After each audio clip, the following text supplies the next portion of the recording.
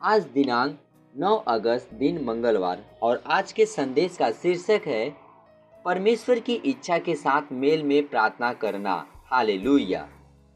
आरंभिक वचन लिया गया पहला यूहन्ना के 5वें अध्याय 14 वचन से एम्प्लीफाइड अनुवाद से और यह कहता है, और यह आत्मविश्वास, आश्वासन, निर्भीकता की सुविधा जो हमारे पास है, हम जानते हैं यदि हम उसकी इच्छा के अनुसार उसके स्वयं की योजना के साथ सहमति में कुछ मांगते हैं, कोई भी निवेदन करते हैं, तो वह हमारी सुनता है। Praise the Lord. आगे पास्टर बता रहे हैं, कभी कभी लोग प्रार्थना करते हैं कि पिता आपकी इच्छा को पूरी होने दो। इस कथन के अर्थ को समझे बिना ही यह क्यों ही कहने के लिए नहीं है। आप बस यह नहीं कहते तेरी इच्छा पूरी हो, आपको जानना पड़ेगा कि वह इच्छा क्या है। जब यीशु ने प्रार्थना की और इन्हीं वचनों को कहा, तब वह जानता था कि पिता की इच्छा क्या थी और उसने इसका उल्लेख किया। हालेलुया। इससे पहले कि आप प्रार्थना करें कि किसी एक स्थिति में परमेश्वर की इच्छा पूरी हो, बेहतर होगा कि आप जानें कि वह इच्छा क्या है। एक इच्छा और एक चाहत में अंतर है।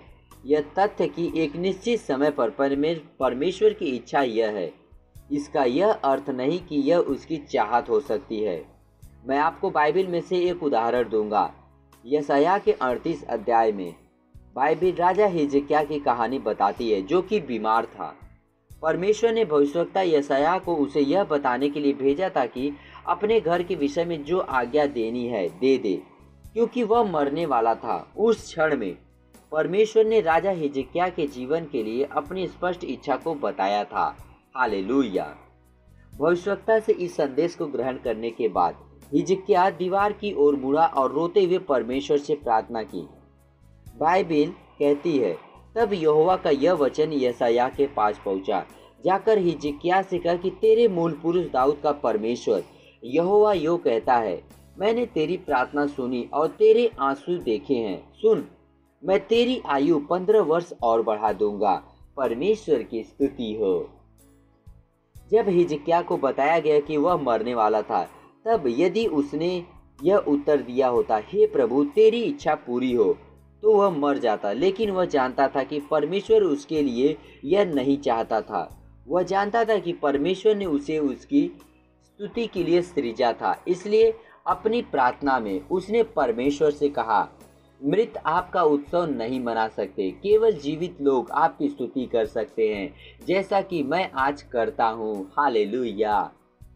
जब आप किसी मामले में परमेश्वर की इच्छा के विषय में प्रार्थना कर रहे हैं, तो पता लगाओ कि वह वस्तु उसके चरित्र के साथ कितने मेल में है।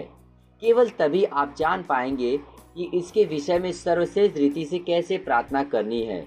उदाहरण के लिए, पुराने नियम में परमेश्वर ने कई लड़ाइयों में इजराइल के बच्चों का नेतृत्व किया और उनके पक्ष में युद्ध लड़ा। तो भी बाइबल हमें बताती है कि वह शांति का एक परमेश्वर है। बाइबल में किसी दूसरे नाम से अधिक वह शांति के परमेश्वर के रूप में पहचाना जाता है। यह उसकी चाहत को दिखाता है। वास्तव में वह शांति चाहता है, ना कि युद्ध। हालेलुया। इस प्रकार की समझ हमेशा उसकी इच्छाओं के साथ मेल में प्रार्थना करने में आपकी सहायता करेगी, जैसा कि उसके वचन में प्रकट है। हालेलुया। यह समय है प्रार्थना का। आप मेरे पीछे इस प्रार्थना को बोलिए।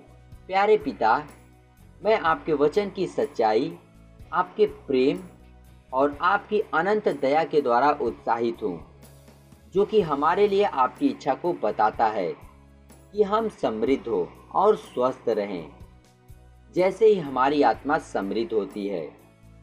यहाँ तक कि अभी मैं प्रार्थना करने के लिए अपने आत्मविश्वास में बलवंत हूँ, यह जानते हुए कि मेरी प्रार्थनाओं को सुनने और उनका उत्तर देने में आपको आनंद आता है।